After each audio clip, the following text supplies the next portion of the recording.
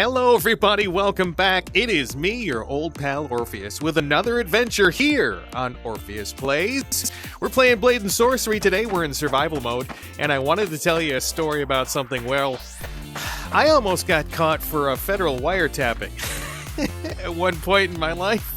Ooh, I wanted to tell you a little bit about that. So, before we begin, I hope you're doing well wherever you are today, whether it is day or night, or you find yourself in a medieval village. You just want to do a little bit more killing, because today is a good day for murder. We're going to do this right now, get things kicked off. Okay, here we go. Let's see who our first victim is. Where are you? Come on out. I want to see you. Come here. I want to kill you. Arnold wants some blood on his sword. Come here. Okay, here we go. First traditional slow motion kill of the day.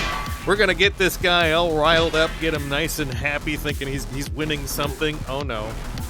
Stab him right in the... Oh, God. Anyway, with that out of the way, let's get things started with our topic today. So... Oh, God, so smooth. So very smooth. Anyways, when I was younger, there was a phenomenon that went on called Phreaking. And it's not F-R-E-A-K-I-G, it's P-H-R-E-A-K-I-N-G, which is kind of like hacking, except it's with a telephone. And you may have seen in the really old movie Hackers, movie Hackers. I don't even remember when that came out. Sometime a long time ago. But that movie briefly touched on what phreaking was. And it was things like generating tones in order to get... What the hell happened there? Generating tones in order to get payphones to do what you wanted, or your home phone. And this was a time when cell phones were not really a thing, right? You had your home phone, and that was pretty much it. People did have cell phones, like a long time ago, a lot longer ago than you might think. People had phones in their cars. And actually, so you know how on limousines you might see a little thing that looks like a boomerang on the back? That used to be radio telephone. That people could get faxes and telephone calls in their limousines or their cars. And that was back in the 70s, which was ridiculously long for that technology. Anyway, I'm getting off on a tangent. So telephone hacking was this thing because people had home phones, and you could go out and, you could get yourself some hardware, or something as simple as oops, what's going on? Something as simple as a little handheld tape recorder, and you could record yourself putting coins into a phone, and each time you did that, it made a little tone depending upon what coin you put in. It would, boo-doo-doo, something along those lines. So you could record those, and you could play them back, because the system doesn't record that you put a coin in, or you didn't used to. It would record that you had the tone that was generated by doing that. And so what you did is you could play that back, or any number of tones, to activate the phone system to do all sorts of things.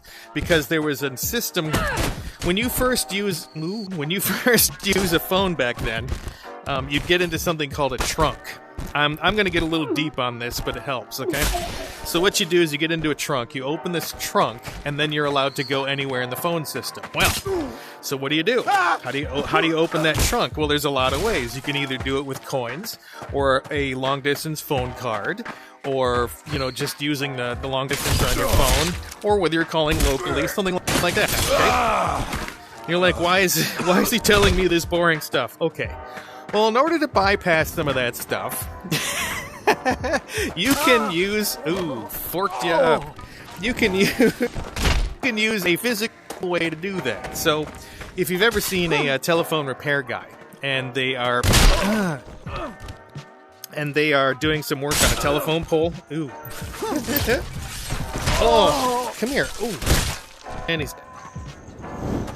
In with you, sir. You go into the bread. Did he have a knife, or was that mine? Oh, God. It's time for Dagger Storm. Take that. One for you. Come here. We're going to briefly interrupt the story for some Dagger Storm action. This is a spell that I got It just literally shoots daggers out of my hand. It's amazing. Look at this. Oh my God. Anyway, so those guys on the poles have a physical phone that they hook onto the phone lines. Well, those phone lines have to come into your house physically. And in order to do that, they need to have the phone lines that come together in a junction box. Well, we had one of these boxes outside of my house when I was growing up. And it was pretty easy to get into. You just flipped a little lever. The guy never sealed it up, and I would just go in there and start messing around with just anything that I could figure out. Well, I figured out you could get alligator clips, and you could attach them to the little terminals that were in there, and hey, wow, it opens up like a dial tone. Wow. And then I could just dial whatever number I wanted. Well, you know, that was someone's phone that I was using. But then I started to figure out if I started looking around, I could actually listen to people's phone calls. Now, before you get all like, what the hell? I was like maybe 10, 12 years old, somewhere in there. And so I'm sitting outside in front of our house, just kneeling in front of this box. And I did this for days over the summer. Just days and days. And I'd sit there and I'd take the clips and I'd clip into one part of the box on two terminals. I'd either hear a dial tone and, you know, maybe I'd call somebody or call a party line or something like that, you know, because before chat rooms on computers, there were telephone chat rooms, and you could go on, if you knew a number for one of them, you could dial into one of them, and it wasn't anything nasty, okay? These were like literally party lines. You could go in and say, hey, how's everybody doing? What's going on? You can get them for your local area. At least your head goes into the thread. There we go. So you could go into these party lines. Well, they cost money. And in order to do that, you had to pay it with your home phone. But, you know, if you're sitting there at the junction box, you don't have to pay for that. So it was like endless entertainment for stuff. And, you know, and then so I figured out, okay, well, I can start listening to people's phone calls. And it was, you know, it wasn't anything sinister. It's like, oh, could you pick up something from the store for me? Oh, I'm coming home a little late tonight. You know, stuff like that. Not like, you know, state secrets or anything. But so I was kind of digging that, because it's like this power when you're that young. I'm going to go in the middle there, say 11 years old. You know, 11 years old, you've got the power to listen to people's phone calls. It was free phone calls anytime you wanted to anywhere you wanted. Kind of cool, right? So we're a few weeks into this this little adventure I was having.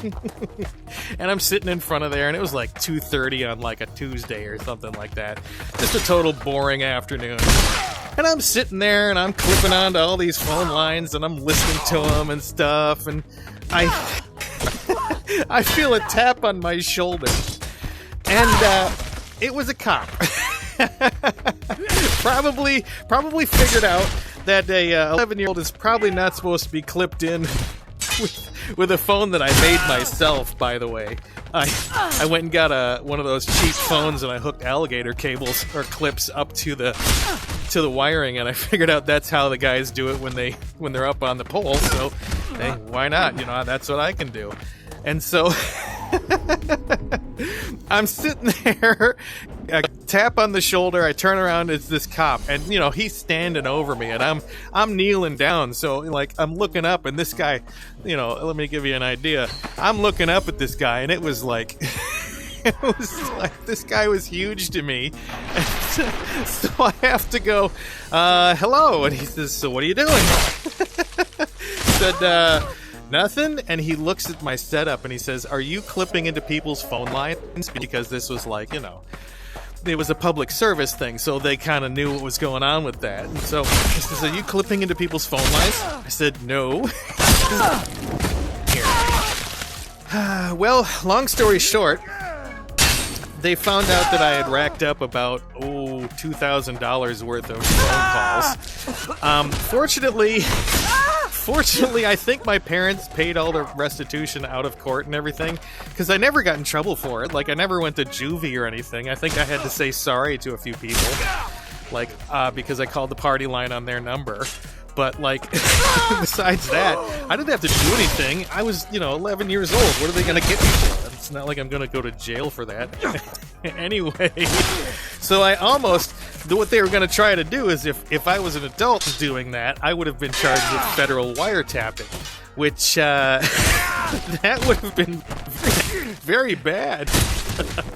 But the phone company decided not to press charges. So, yep, that was the time that your old pal Orpheus was doing his secret spy work on the people neighborhood, you know. But nothing serious. Just another example of your old pal being completely dumb when he was younger. And I'm not that different these days, but I don't do anything illegal. So, I hope you're doing well. Hope you continue to do well and treat yourself well, because you know what? You really do deserve it. All right, we'll see you in the next one. Bye.